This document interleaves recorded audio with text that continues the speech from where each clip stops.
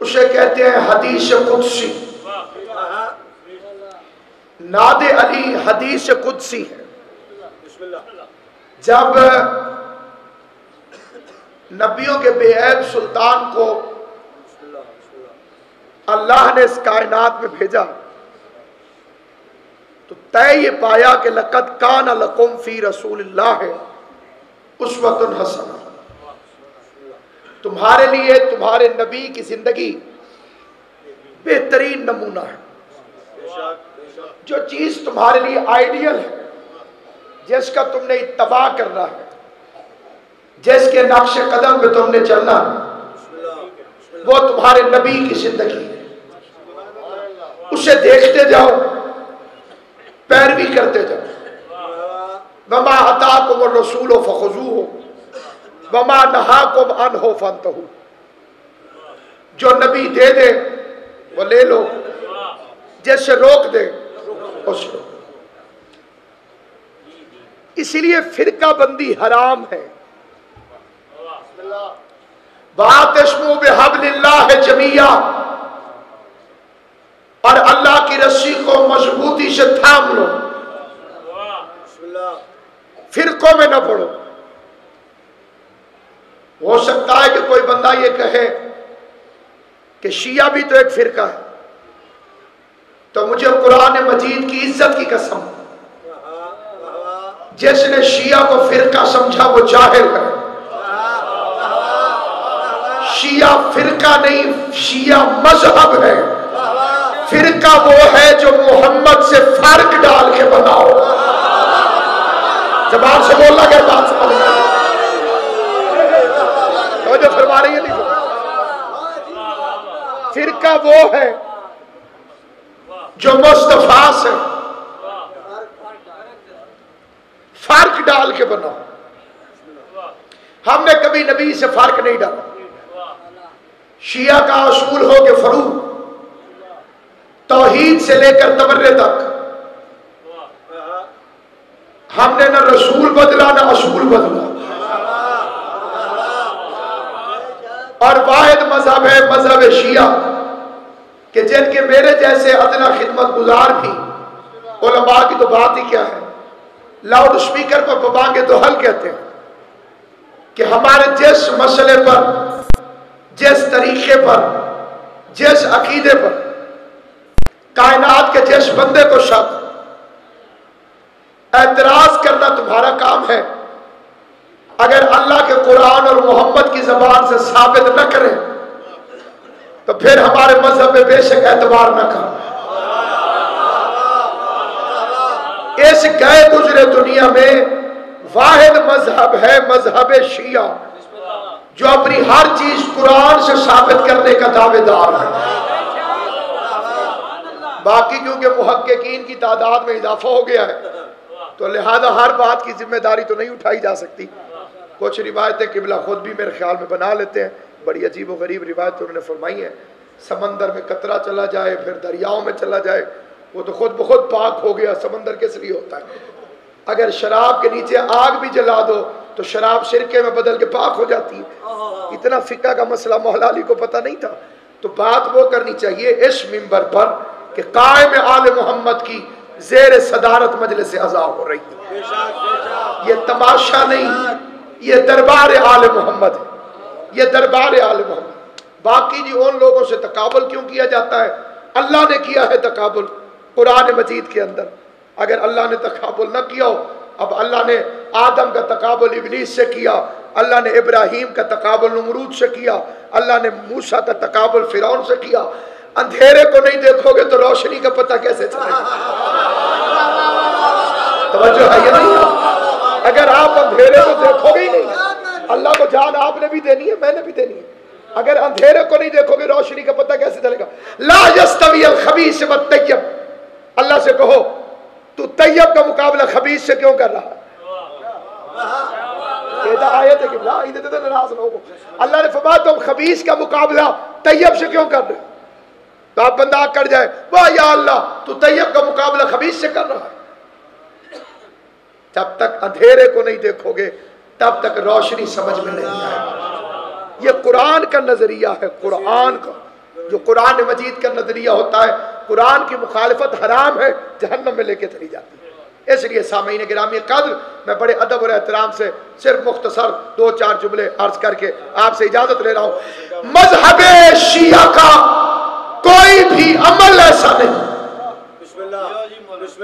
جو اللہ کے قرآن سے یا مصطفیٰ کی زبان سے ثابت رہو۔ ہمارے گھروں پہ علم ہے، مرنا ہر ایک نے ہے، جان ہر ایک نے دینی ہے، کسی بندے کا ملک الموت سے معاہدہ کوئی نہیں، سر پہ قرآن رکھ کے فیصلہ کر۔ اگر علم شیعوں نے اپنی مرضی سے لگایا ہے، ہم شیعوں کا ایمان علم ہے، ایقان علم ہے، عقیدہ علم ہے، زندگی علم ہے۔ اگر ہم نے اپنی مرضی سے لگایا ہے اور زبان رسالت سے ثابت نہیں تو ہم غلط ہیں۔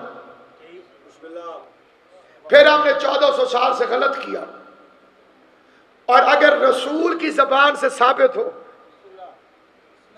پھر جس نے نہیں لگایا اسے غور کرنا چاہیے۔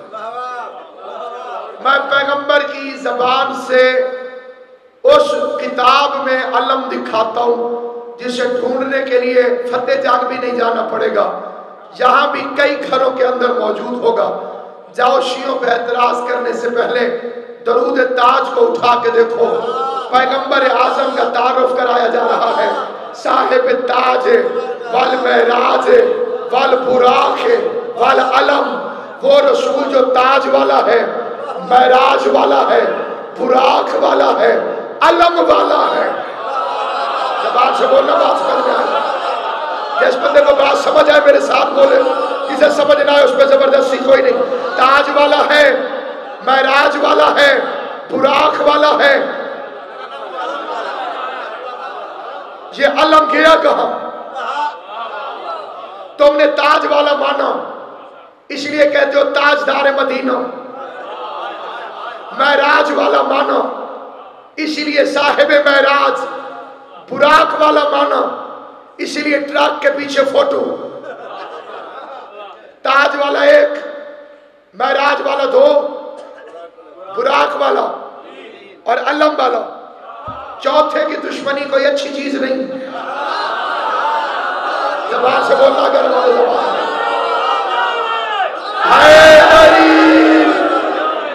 یہ چوتھے کی دشمنی جہنم میں لے کے جا سکتی ہے، لہذا چوتھے کی دشمنی نہ کر۔ اور آؤ یہ صحیح بخاری میں لہراتا ہوا علم دیکھو، لَأُعْطِيَنَّ رَایَةً غَدًا رَجُلًا، کل علم مرد کو عطا کروں۔ ساری فوج چپ کر کے کھڑی رہی، فوج میں سے کوئی بندہ بولا ہی نہیں۔ کل علم مرد کو عطا کروں گا، کل علم مرد کو، یہ تو صحیح بخاری میں بھی روایت موجود ہے، لَأُعْطِيَنَّ رَایَةً غَدًا رَجُلًا، کل علم مرد کو عطا کروں گا۔ اور صحیح مسلم والے نے 2 فقرے اور بھی لکھ دیے، کرارن غیر فرار، جو کرار ہے فرار نہیں ہے، جو کرار ہے فرار نہیں ہے۔ عربی زبان میں اس لہجے پر، اس فاصل پر جب بھی کوئی لفظ آتا ہے اس کا مطلب ہوتا ہے پیشہ ور، پیشہ ور، پیشہ ور، پیشہ ور۔ مثلا ایک آدھ بندے کو معاف کرنے والے کو غفار نہیں کہتے، جس کا کام ہی معاف کرنا ہو اسے کہتے ہیں غفار۔ ایک دو عیبوں پر پردہ ڈالنے والے کو ستار نہیں کہتے، جس کا پردے ڈالنا کام ہو اسے کہتے ہیں ستار۔ ایک آدھ دفعہ علم اٹھانے والے کو علمدار نہیں کہتے، جو ہر جنگ میں علم اٹھاتا ہو اسے کہتے ہیں علمدار۔ جو ایک آدھ دفعہ بھاگے اسے فرار نہیں کہتے، جو ہر جنگ میں بھاگتا ہو اسے فرار کہتے ہیں، اور جو ہر جگہ ٹک جائے اسے حیدر کرار۔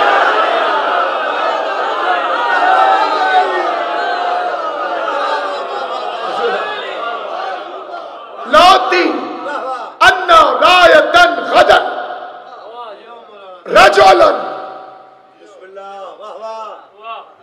کل علم مرد کو دوں گا، علم.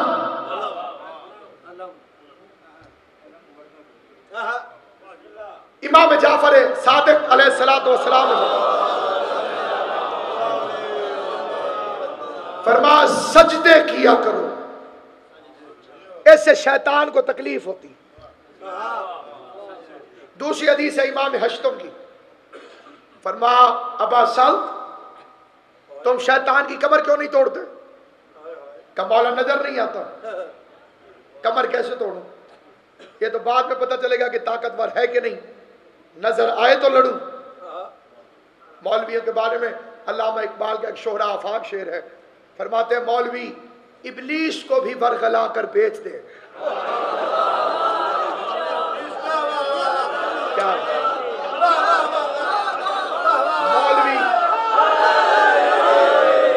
مولوی ابلیس کو بھی برگلا کر بیچ دے، اس کی خوشبختی کہو کہ سامنے آتا نہیں، نظر نہیں آتا. مولا ہے تو ہمارا دشمن، امام حسین آپ کو صحت کے ساتھ آبا ہے تو دشمن، لیکن مولا نظر جو نہیں آتا، کمر کیسے توڑو؟ فرزند رسول کی حدیث سننا، فرمایا جب مومن اللہ کی نماز کے لیے بستر چھوڑتا ہے شیطان کی کمر ٹوٹ جاتی ہے. اور ہے یہ نہیں آپ پچھلی غلطی اللہ معاف کرے گا، بولو تو صحیح اللہ توفیق دے. جب مومن نماز کے لیے بستر چھوڑتا ہے، بسم اللہ، بعض روایات میں آیا فجر کی نماز کے لیے جب بستر چھوڑتا ہے، وہی وقت بڑا مشکل ہوتا ہے. اس مشکل وقت کے لیے ہمارے بھائیوں نے نماز کی آذان میں بھی ایک فکرہ ویلڈ کر دیا، اور اتنا جاہلانہ فکرہ ہے کہ نماز نیند سے بہتر، بس نیند سے بہتر ہے. روٹی کھا رہے ہو تو نہ پڑھو، کیونکہ یہ تو نہیں ہے کہ کھانے سے بہتر ہے. اور ہے یہ نہیں. مبلغ اعظم مولانا محمد اسماعیل سے ایک بندے نے آگے کہا یہ خیرہ کون ہے؟ خیرہ کہ بلا نے کہا کیڑا خیرہ؟ صبح صبح تمہارا مولوی اذان میں کہہ رہا ہوتا ہے حیا علی خیر العمل. اس وجہ سے ہم نے کہا اچھا اچھا اچھا تمہیں نہیں پتا؟ اس وقت نہیں پتا. قبلہ نے فرمایا یہ خیرہ مننوں کا بھائی ہے.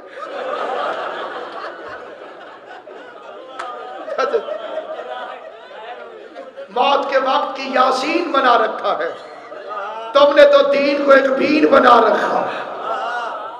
شیطان کو ہمارے سجدوں سے تکلیف کیوں ہوتی؟ دیکھیے جو چیز آج میرے پاس ہو کل کسی اور کے پاس آ جائے بڑی تکلیف ہوتی. فرمایا کل یہ خود سجدے کرتا تھا، آج مومن کو سجدے کرتا دیکھ کر اسے تکلیف ہوتی ہے. اب پتہ چلا علم کو دیکھ کے دنیا جلتی کیوں ہے. 39 دن ان کے بزرگوں کے پاس تھا. توجہ ہے یا نہیں ہے آپ؟ 39 دن پیغمبر علم دیتا رہا، پھڑے پھڑواتا رہا. 39 دن کے بعد فرمایا لاؤتی ان رایتن خدن رجلم، کل علم مرد کو عطا کرو. بڑے وی آئی پی صحابی کا فرمان ہے علم کی خواہش میں جتنا میں اس رات جاگا اتنا کبھی جاگا ہی نہیں. ایک بزرگ نے بیٹی سے سفارش بھی کروائی،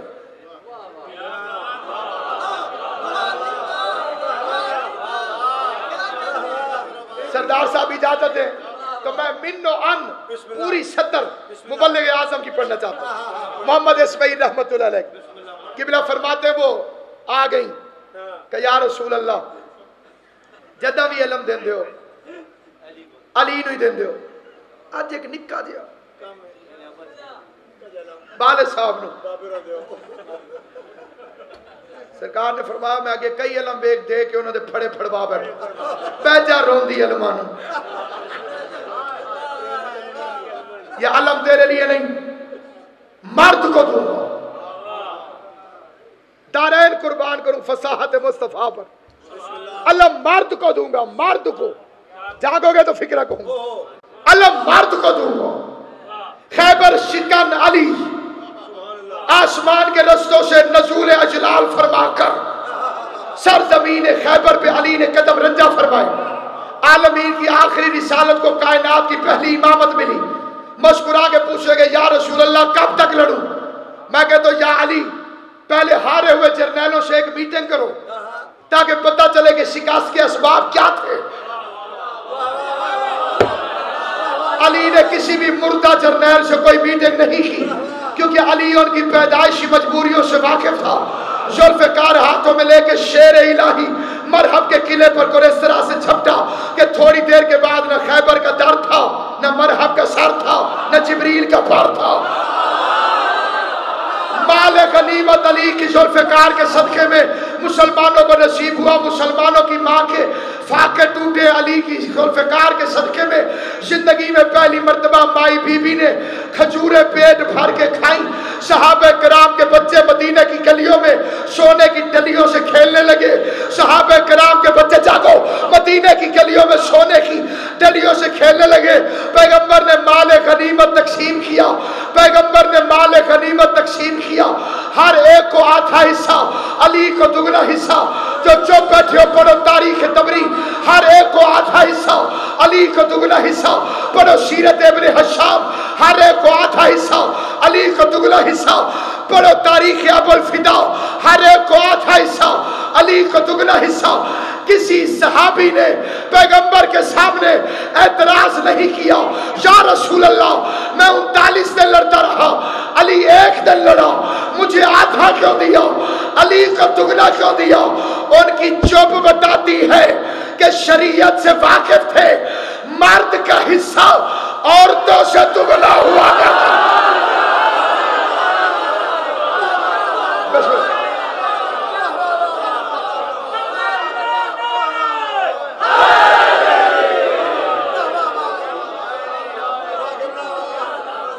اب یہاں پر لفظ آیا ہے رجولن، مرد کو، یہ مرد کیا ہوتا ہے؟ ہم نے تو کئی داڑھیوں والے برقعے پہن کے نکلتے دیکھے،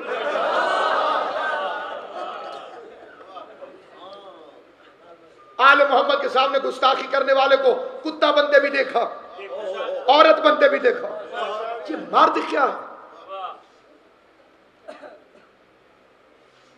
مجھے نظر آئی کتاب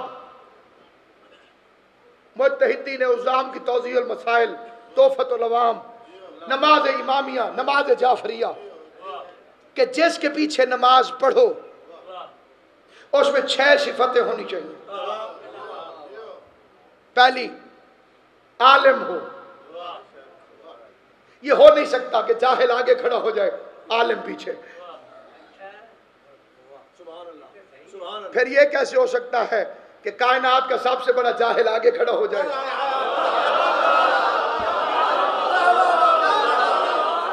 اور کائنات کا سب سے بڑا عالم محمد پیچھے کھڑا ہو جائے؟ بیٹیوں سے مسئلہ پوچھنے والا آگے کھڑا ہو جائے؟ سلونی کے دعوے دار کا مولا پیچھے کھڑا ہو جائے؟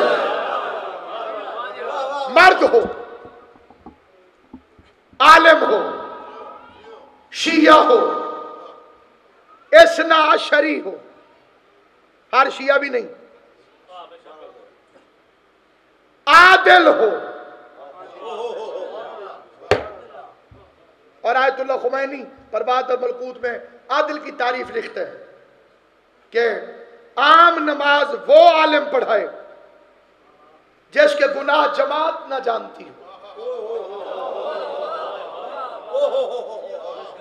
اور جمعہ وہ پڑھائے جو اپنے گناہ نہ جانتا ہو۔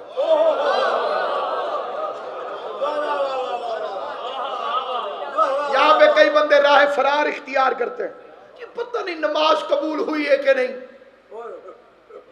اس لیے نہ پڑھو۔ سبحان اللہ، اس سے بڑی جہالت کیا ہو سکتی ہے؟ نماز کوئی تمہاری ہے جو تم بتاؤ گے قبول ہوئی ہے کہ نہیں؟ نماز کے وارثوں سے پوچھو۔ بندے نے پوچھا چھٹے امام سے، مولا کیسے پتا چلے گا نماز قبول ہے کہ نہیں؟ فرمایا فجر پڑھ، ظہر تک کوئی گناہ نہ ہو تو سمجھ تیری فجر قبول ہو گئی۔ ان الصلاۃ تنہی عن الفحشاء والمنکر، کیونکہ نماز برائی اور بے حیائی سے روکتی ہے۔ بندہ بے حیائی بھی منہ پہ مال کے پھر رہا ہو اور یہ بھی کہے کہ میں نمازی ہوں، ایسا ہو نہیں سکتا۔ میں سفر میں جا رہا تھا، رستے میں نماز کا وقت ہو گیا، میں مسجد میں چلا گیا نماز پڑھنے کے لیے۔ جس کے پیچھے پڑھنی تھی اس کو میں دیکھنے لگا، مرد ہے،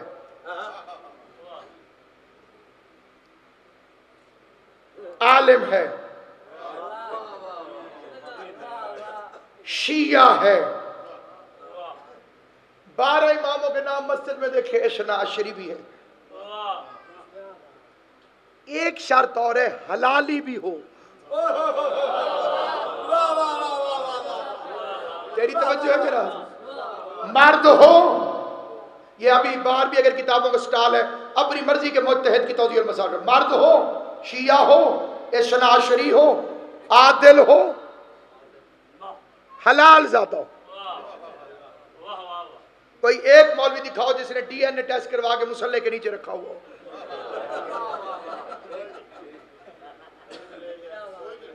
اور اب میں اگر جا کے پوچھوں مولوی صاحب آپ حلالی ہیں،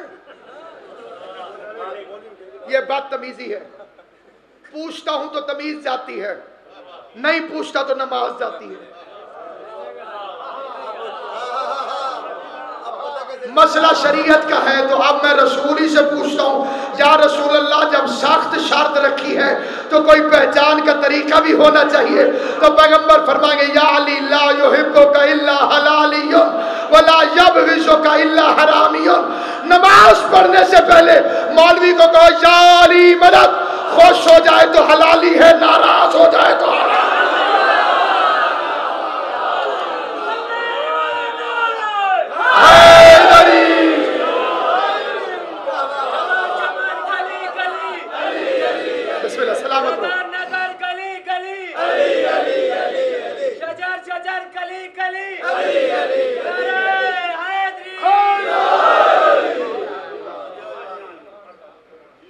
ہر ایک کو آدھا حصہ،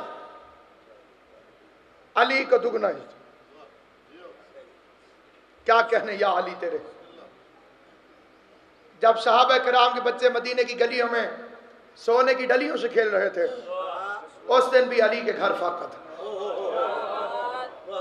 ایک مل کے صلوات پڑھ لیں محمد و آل محمد، تاکہ سیدزادے کا استقبال ہو جائے۔ میں ان کی اجازت سے قبلہ اگر آپ کی اجازت سے سرکار بسم اللہ عرض کرنا چاہتا ہوں، سامعین گرامی قدر، اس دن بھی علی کے گھر فاقہ تھا۔ زہرا نے پوچھا یا علی، ہر ایک کے گھر میں کلہاڑیوں سے کٹا ہوا سونا آ رہا، آپ کے حصے میں کچھ نہیں آیا؟ کہ زہرا مجھے ان سے دگنا ملا تھا، اللہ کی راہ میں خیرات کر۔